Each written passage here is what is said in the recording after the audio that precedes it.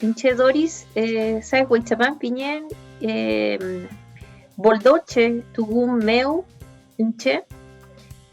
Bueno, me presento, soy Doris, soy académica mapuche del Departamento de Ingeniería Eléctrica de la Universidad de Chile y estamos acá transmitiendo a través del programa de pueblos indígenas de la Facultad de Ciencias Físicas y Matemáticas de la misma universidad, ¿ya? Quiero presentar aquí a mi papá, que nos ha apoyado en esta iniciativa, al doctor Enzo Sáez, que es médico intensivista y jefe del Departamento de Docencia del Hospital de Urgencia de Asistencia Pública, que es la posta central, ¿ya? En estos meses hemos estado dedicados acá a hacer este programa para responder preguntas sobre el coronavirus, de prevención, dar indicaciones generales, y estamos transmitiendo a través de Facebook de Portal Pirque Noticias, que nos ha apoyado desde el inicio. También desde julio estamos muy contentos porque estamos transmitiendo con la Universidad de la Frontera a través de UFRO Visión, UFRO Medios y las señales de canal abierto de Telesur, ¿ya? Y la señal abierta 38.1. Bueno, voy a dejar a mi papá para que cuente un poco de la situación general y de su opinión de lo que está pasando hoy en día. Gracias, papá. Buenas, un saludo a todos. Hoy en día le tengo algunas noticias buenas y otras no tan buenas, ¿ya? De manera de que es importante saber de que las cosas van cambiando, pero muy lentamente. Si hoy día vemos la cantidad de casos diarios, hace mucho tiempo que no teníamos cifras de este orden, 1.700 casos. Recuerden ustedes que a mediados de junio llegamos a 7.000 casos en un día y durante largo tiempo nos mantuvimos 6.000, 5.000, 4.000, últimamente todas las cifras sobre 2.000, pero ya está consolidando una cierta tendencia clara a haber menos casos nuevos diarios. Los casos activos, el total de gente con la cual tenemos que lidiar, todos estos casi 22.000 casos van a demorar entre 10 a 14 días, un porcentaje de eso, que puede ser un 5%, van a estar hospitalizados. El resto va a tener síntomas de variada intensidad, algunos leves, otros no tan leves, ¿ya? De manera de que también tuvimos un número de fallecidos que es relativamente razonable en relación a los casos nuevos que teníamos hace 14 días, ¿ya? Pacientes en UCI conectados a ventilación mecánica por COVID, ya hemos bajado a 1.500. Llegamos casi 1.800 y tantos, ¿ya? De manera de que también el porcentaje de positividad de los exámenes ha ido disminuyendo y vemos un número de ventiladores disponibles bastante importante, 436. Y vemos que en las residencias sanitarias hay prácticamente 6.000 personas ya metidas, lo cual indica que se ha hecho un esfuerzo para de trazabilidad y sacar a ellos de la posibilidad de contagio. Aquí les he puesto en rojo algunas de las zonas que me parecen importantes. En la zona de Arica, Tarapacá, Antofagasta, todavía existe un número de casos nuevos significativo.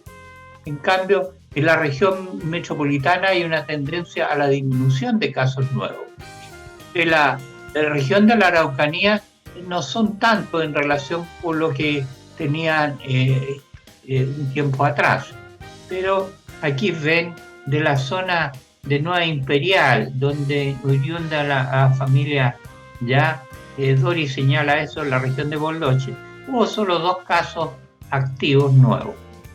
Aquí vemos la curva en la cual el número de casos confirmados por día, como les digo, llegó prácticamente a casi 7.000 casos mediados de junio, y cómo hay una tendencia franca al descenso. Lo mismo aquí, el número de recuperados va aumentando y el número de casos activos, que llegó a 35, casi 40.000, se ha ido reduciendo. Entonces ya tenemos que lidiar con un número de casos activos de menor cuantía. La positividad de los test, que llegamos a casi 40%, va reduciéndose progresivamente. Esto es importante para apreciar los riesgos. Los riesgos de morirse aumentan después de los 50 años y especialmente altos en la zona de 70 a 80 años de edad. Ahí está la mortalidad mayor. El resto como que baja porque mayores de 90 años hay muy pocos, ¿ya? Entonces también no se juntan mucho.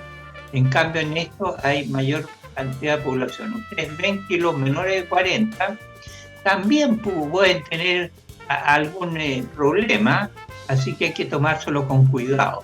Aquí ven las cifras ustedes y pueden ver que las camas en ventilación mecánica en COVID, que llegaron a un pic casi a mediados, fines de junio, lentamente se van liberando los ventiladores, la ocupación total de respiradores va disminuyendo progresivamente. Tenemos que tener muy en claro que si no hacemos nada, hay un aumento progresivo y casi logarítmico a enfermarse prácticamente los 18 millones de habitantes de un viaje. Tenemos menos de 400.000 infectados y con todas estas medidas de la cuarentena que demoran 5 a 7 semanas, se va conteniendo, pero en cualquier momento puede haber un nuevo brote. Y eso produce un desastre económico que es más profundo y un desastre hospitalario mientras más contagiados activos hay. Ahora, todas estas señales llevan a un desconfinamiento que es hay que ser muy prudente. El jefe de la OMS, el médico jefe, decía hoy día que no ve un retorno a la normalidad, en ningún caso a la normalidad previa. Tenemos que concientizarnos que vamos a salir de a poco. Aquí a los mayores le están dando una salida para darse una vuelta a la cuadra por 1 hora, ya, y nada más. Los cines, 25% de capacidad. Me imagino los cines acá en Santiago, que hay muchos, ya con re poca gente. Los restaurantes, 25% también. Los gimnasios que hay. O sea, este desconfinamiento es una cosa muy leve que no está muy clara, ¿ya? Yo quiero llegar hasta aquí y atender más bien las preguntas que puedan tener. Mira, papá, hay una pregunta en Instagram que a lo mejor ahí la puedes contestar con tu presentación. Preguntan, ¿qué avance se conoce de alguna vacuna? Sí, digamos, tenemos varios avances respecto a las vacunas. ¿Ya? Yo les voy a contar. ¿Ya? Digamos, hay los países importantes en el mundo que hacen más investigación, Estados Unidos, la China, Europa, Rusia, todos están trabajando en producir vacunas. Ahora, en Inglaterra, la Universidad de Oxford y algunos investigadores hicieron extensas modificaciones para un primo del coronavirus actual, porque ustedes saben, coronavirus son muy antiguos y ya nos produjeron una desconocida con el SARS y después el 2002 y después el MERS, que fue una epidemia con mucha mortalidad que se dio en Medio Oriente. Este virus pasó de un camello al ser humano y mató mucha gente. Y rápidamente los laboratorios que ven esto, las desgracias para ellos en negocio, empezaron a hacer investigación para hacer una vacuna contra el coronavirus MERS. Pero resulta que al cabo de menos de un año se achicó porque el virus empezó a desaparecer. A los que le daban, mataba a la mayoría. Y eso no es bueno para un virus porque nos sigue contagiando al resto de gente. Y se quedaron con gastos de millones de libras de una vacuna que no tenía mercado. Pero resulta que ahora se dieron cuenta que como este virus es primo hermano de la cual, ¿ya? Entonces tenían mucho trabajo avanzado. Y eso ha llevado a que ya ellos empezaron desde marzo a hacer pruebas, ya, y tienen combinación con Brasil, donde van a ensayar esta vacuna, y también con Chile en la Universidad Católica. Ya, así que esta empresa ya de Oxford están en eso. También los chinos tienen la Sinovac, también están, entonces hay varias centros de investigación en Londres, en Alemania, en Israel, ya en Estados Unidos, y las grandes farmacéuticas están trabajando en conjunto.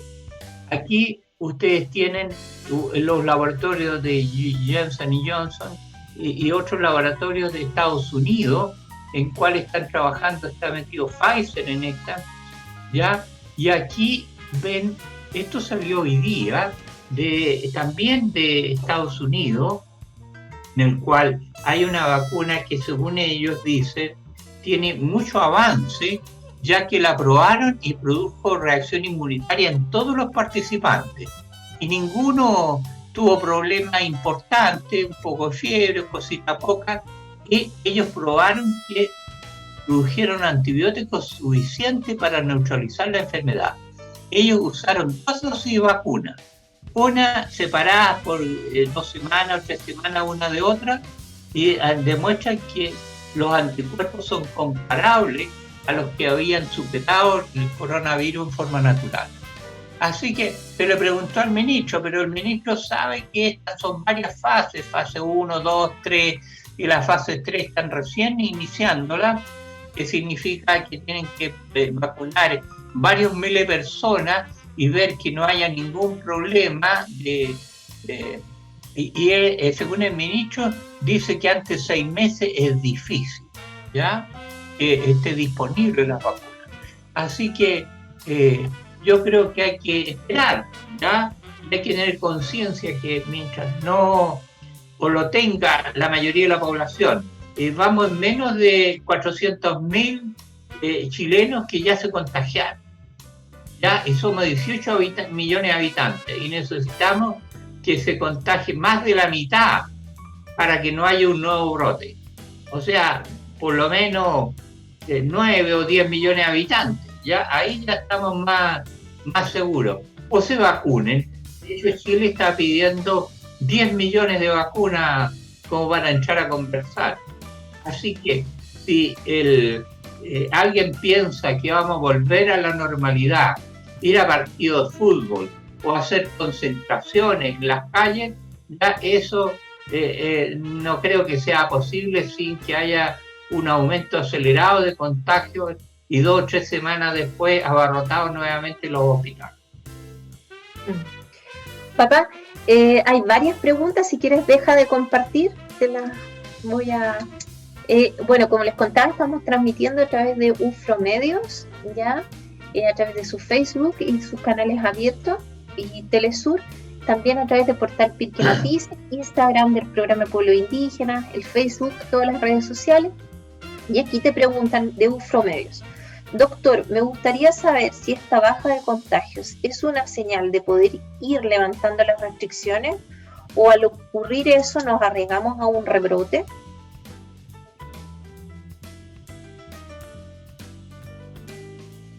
Voy a mostrar alguna diapositiva de nuevo.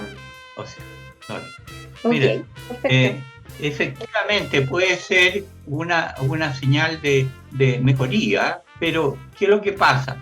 Que si tú ves, por ejemplo, que estamos francamente entrando a disminuir los contagios, el desconfinamiento está pensado como una cosa muy inicial.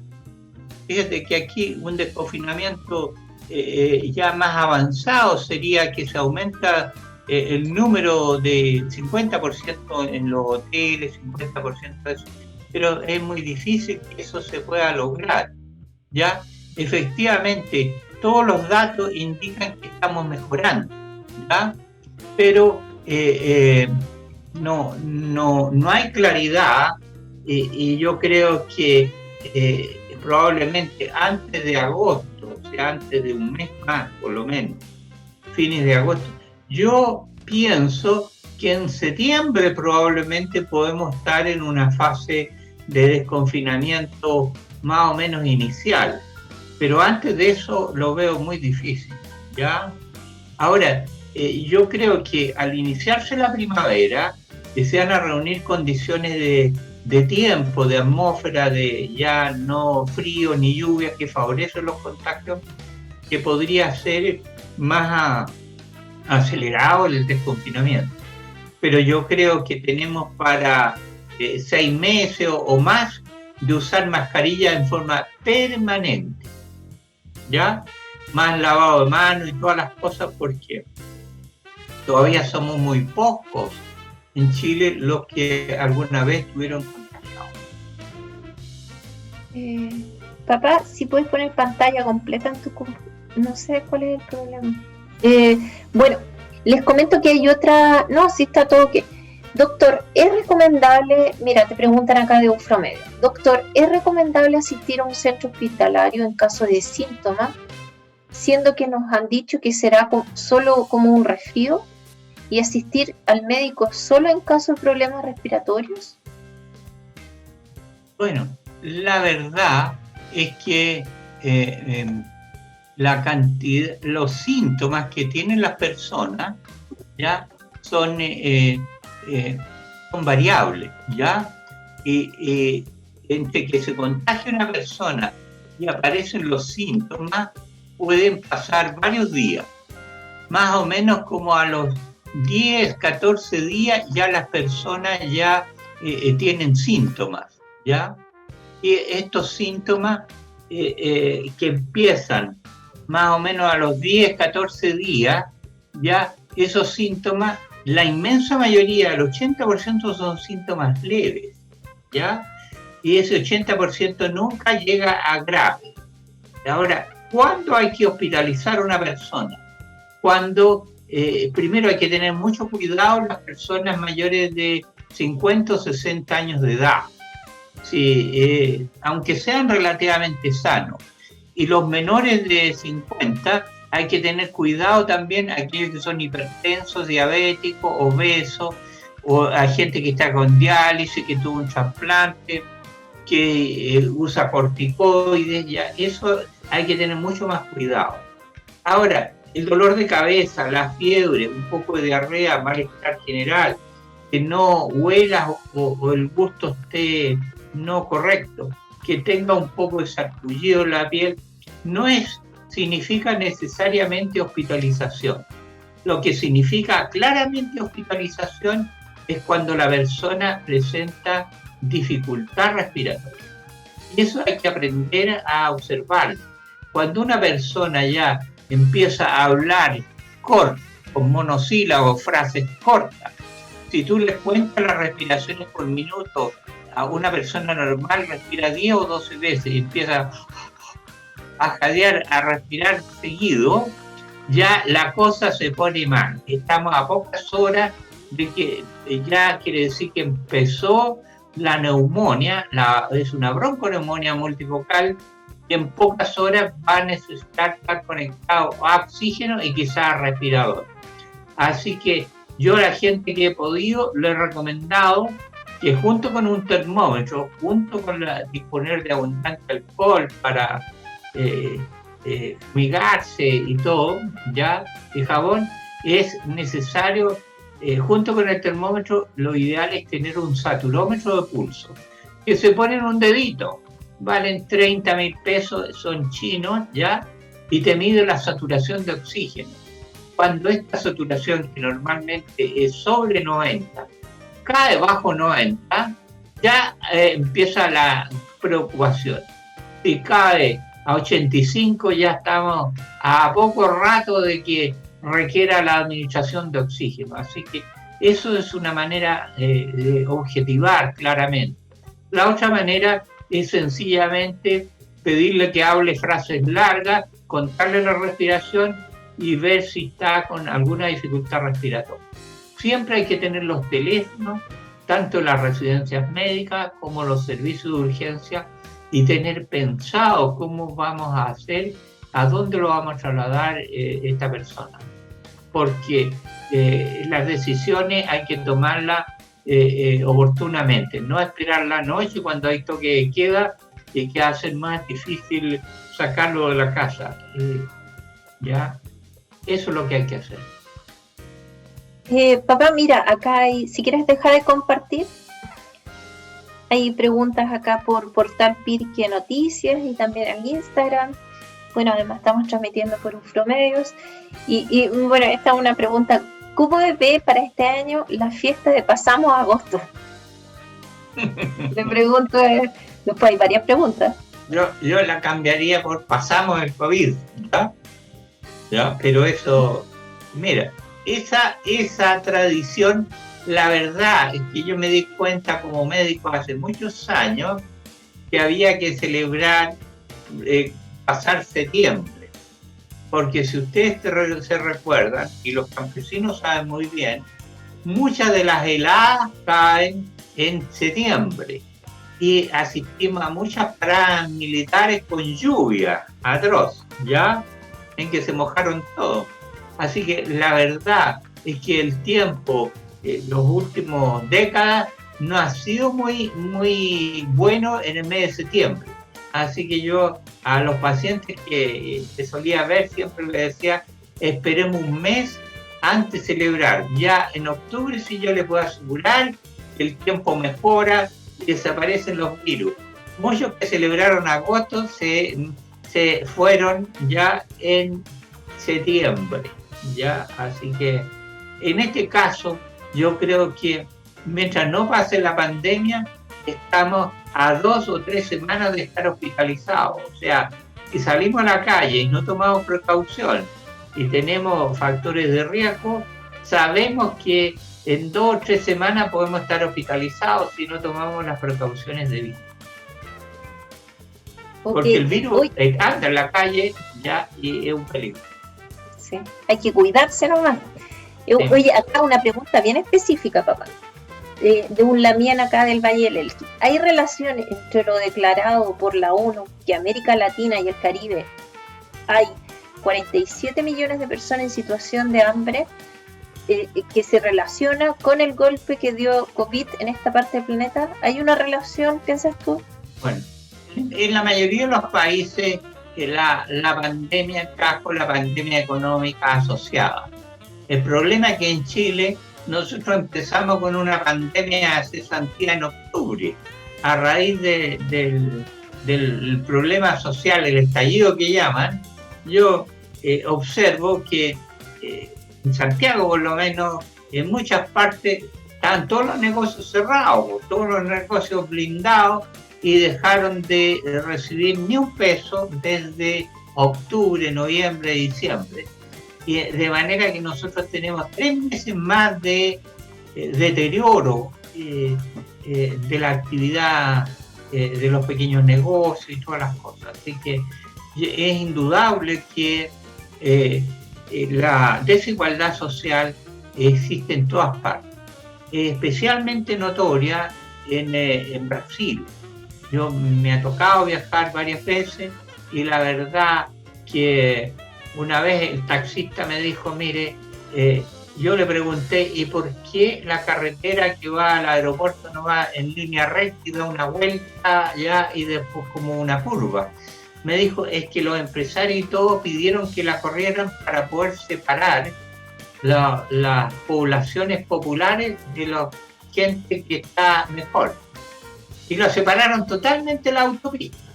Pasaron unos meses y hubo tanto a leyes porque la gente que trabajaba en el lado pobre trabajaban en las casas del otro lado, así que tuvieron que hacer túneles por debajo de la carretera para que pasaran para allá, ¿ya? Que era la fuente de trabajo. Pero en realidad son zonas peligrosas. Mi esposa viajó hace poco tiempo con su hermana y me dijo de que era terrible porque había asaltos en plena carretera. De repente paraban los autos y los asaltaban completamente camino al aeropuerto. O sea, hay una gran una olla a presión. Yo me imagino que en otros países más o menos parecido. Sabemos que en Venezuela están pésimos y en muchos países que hay mucha pobreza, de manera de que yo creo que es indudable que tenemos que mejorar. Ok, oye papá, hay hartas preguntas de UFROmedios, la gente se está comunicando a través de WhatsApp, ya está mandando sus preguntas. Entonces aquí una primera es, doctor, ¿están los consultorios CEFAM o postas preparados para recibir pacientes COVID? En realidad los consultorios pueden recibir el 80% de los pacientes COVID que no tienen síntomas graves. En toda la red hospitalaria, lo primero que se diseñó es puertas distintas, o sea, que todos los pacientes que tengan un síndrome tipo influenza, o sea, fiebre, dolor de cabeza, malestar general, tos y todos esos síntomas, tenía que haber alguien al ingreso del recinto que los desviara todos por una puerta distinta a aquel que viene, por ejemplo, control de niños sanos, viene a controlarse la diabetes o de otras cosas para evitar contactos. Es indudable que ellos están preparados para hacer la primera revisión. La mayoría de ellos pueden tomar exámenes de PCR, ¿ya? Pero ahí ellos tienen que decidir si lo devuelven a la casa, si no tiene las condiciones, lo pueden mandar a una residencia sanitaria, y si tiene síntomas de gravedad, porque en todos los consultorios sí tienen saturómetros de pulso. O sea, ellos pueden objetivar midiendo en un dedito cuál es la saturación de oxígeno, y eso les permite tomar la decisión para llamar a una ambulancia y trasladarlo a un recinto hospitalario. Pero indudablemente son recintos que no tienen capacidad como para hospitalizar gente, no tienen red de oxígeno, ¿ya? En la ambulancia que lo viene a rescatar probablemente caiga oxígeno en un tubo de oxígeno portátil, pero los consultorios, si es que tiene un tubo de oxígeno, lo usan para los asmáticos, para otras cosas, y no tienen capacidad de hospitalización y manejo de enfermos graves. Felizmente los graves son solo el 5%. Imagínense con el 5%, pero fueron 300.000, casi 350.000 infectados. Nuestra estructura hospitalaria hizo crisis severa y estuvo a punto de colapsar. Menos mal que solo el 5% son graves. Si fueran muchos más, estaríamos en otro cuento.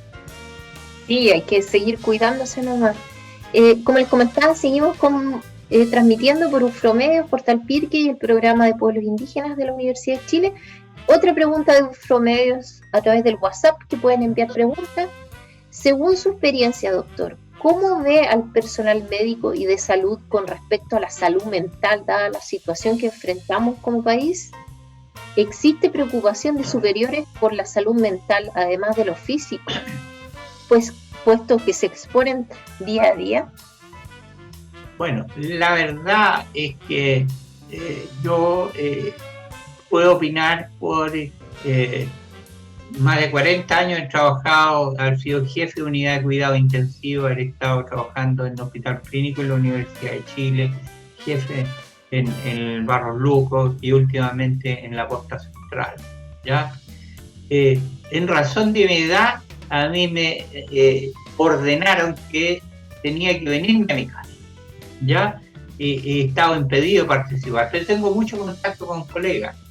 La verdad es que hay dos tipos de patología. Uno, la gente que está confinada, ¿ya? Que no son los de salud, ¿ya? Precisamente es muy terrible, porque la mayoría está pensando que va a perder la pega, que como no puede trabajar, no tiene plata, ¿ya? Y es tremendo eso. Y los que están metidos ahí ya han adquirido conciencia de que felizmente es posible controlar el número de contagiados.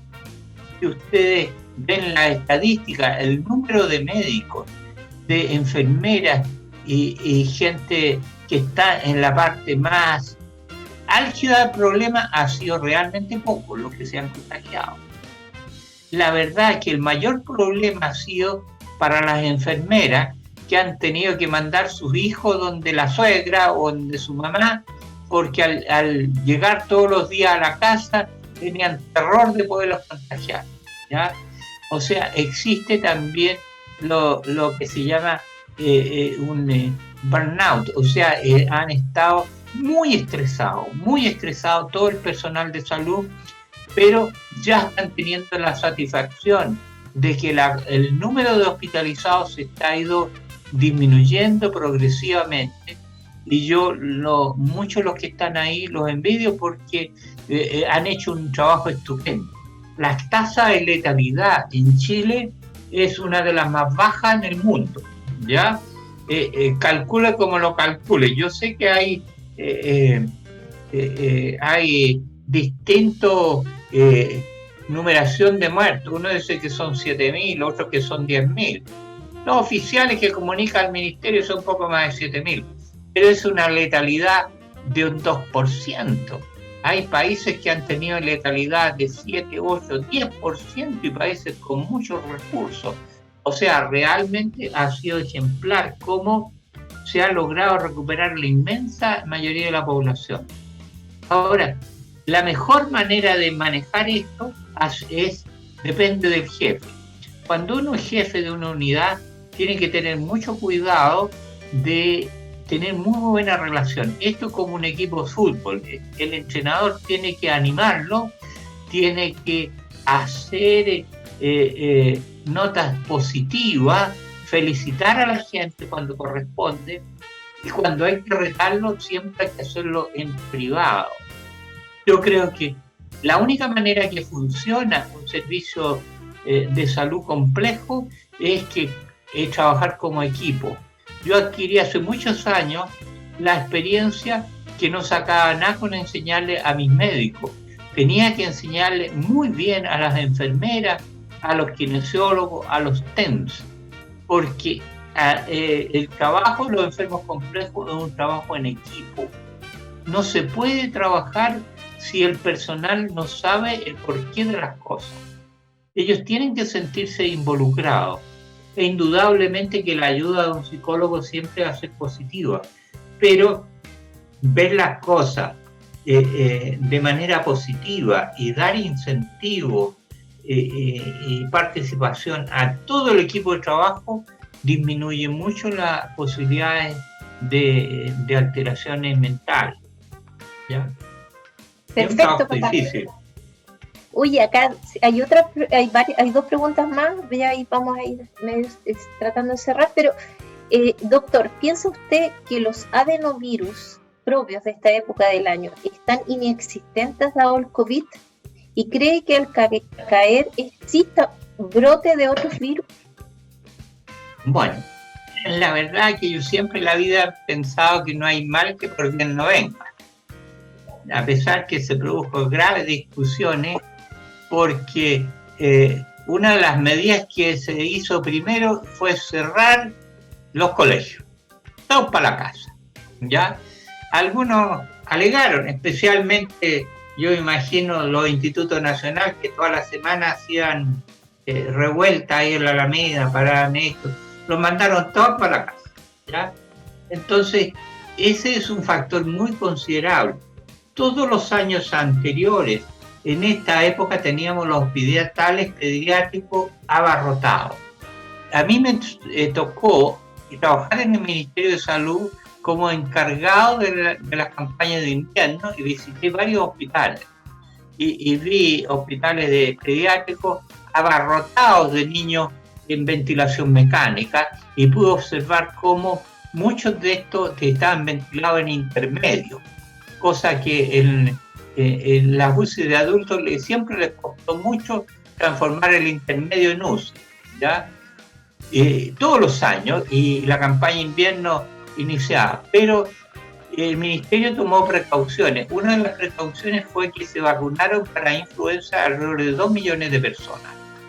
Y el resto yo creo que es porque los chicos están confinados. si los sueltan y van todos al colegio, probablemente vamos a tener nuevamente rino, adenovirus, influenza, parainfluenza. Algunos infectólogos dicen que se ocupa el nicho ecológico. O sea, al existir un virus predominante, como que el resto de los virus no tiene entrada. No sé cómo funcionará eso. Para mí lo más importante es que como no hay chicos en los colegios, ya eso lleva una derivada. Mi opinión es que este año no va a ser presencial todo el año.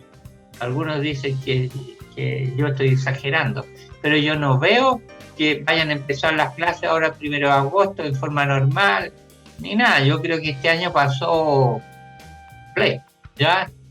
Que captó algo por tele, sería todo. Ahora, yo me acabo de enterar que se va a hacer una nueva prueba de actitud en enero, y le preguntaron al ministro, ¿y qué pregunta van a hacer? No se preocupen, dijo, porque vamos a preguntar contenido hasta tercero medio. Y materias de cuarto medio dijeron no vamos a incluir preguntas.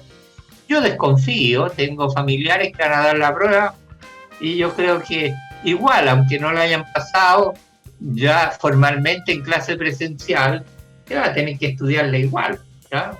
Pero yo creo que parar la ida a los colegios fue lo que más produjo impacto en bajar esos días. Sí, bueno, y la mayoría de las universidades, bueno, la Universidad de Chile, donde estamos acá transmitiendo por el programa Pueblos Indígenas, tiene ya programado todo el segundo semestre online. Oye, papá, la última pregunta, que es bien específica, ¿el stent cardíaco es parte de las patologías de peligro en COVID? El stent es un tubito que se mete por vía periférica, por una arteria o por una vena. Generalmente si se tapa una coronaria, que es una arteria, hay que meterlo por una arteria femoral. Se mete bajo escáner, bajo rayo, hasta llegar a la aorta y ahí se introduce en las coronarias. Eso le meten medio contraste y le hacen una coronariografía, y si está una arteria tapada, sueltan esto que es como una especie de resorte con un tubito y abre la arteria y se canaliza. Uno de los problemas que tiene esta infección por coronavirus son dos. Uno, lo que llaman la tormenta de citoquina, o sea, la inflamación atroz de los pulmones y el resto de los órganos, que es lo que motiva la gran gravedad. Pero hay un segundo problema, es que produce un exceso de coagulación de la sangre. Y se ha visto que un número significativo de enfermos que son hipertensos, que ya tienen edad, tienen placas de arteriosclerosis en la arteria carótida, en el cerebro o en la aorta, hacen trombosis. Se les tapa las arterias y pueden hacer accidentes vasculares isquémicos y quedar con parálisis de parte del cuerpo, pueden hacer un infarto cardíaco, pueden hacer una trombosis venosa, y todo eso requiere un tratamiento. Es una complicación, ¿ya? Y hace poco vi unas imágenes de una persona oriunda de Nueva Imperial que hizo problemas cutáneos, ¿no? Que a mí me pareció que era una libido reticular, que es un problema que produce de circulación de la sangre en las piernas y que requiere tratamiento probablemente con algún tipo de anticoagulante, corticoide, cosas. O sea, hay muchos trastornos vasculares que produce el COVID como secundario y estamos recién conociendo. Ok. Bueno, aprovechar ya que mencionó la familia de Nueva Imperial, ahí están nuestros orígenes mapuche, de mi madre, de mi chachá y mi abuelo, de Boldoche especialmente, ya la zona del Poldo. Bueno, nos despedimos entonces, invitándolo. Vamos a seguir estando el miércoles y viernes a las 7 de la tarde a través de UFRO Medios, portal Pirque Noticias, el programa de pueblos indígenas de la Universidad de Chile, de la Escuela de Ingeniería. Entonces me despido. Chaltumay, Pumay, Freten Mañún, Pehuani. Papá, te dejo para que hagas el cierre.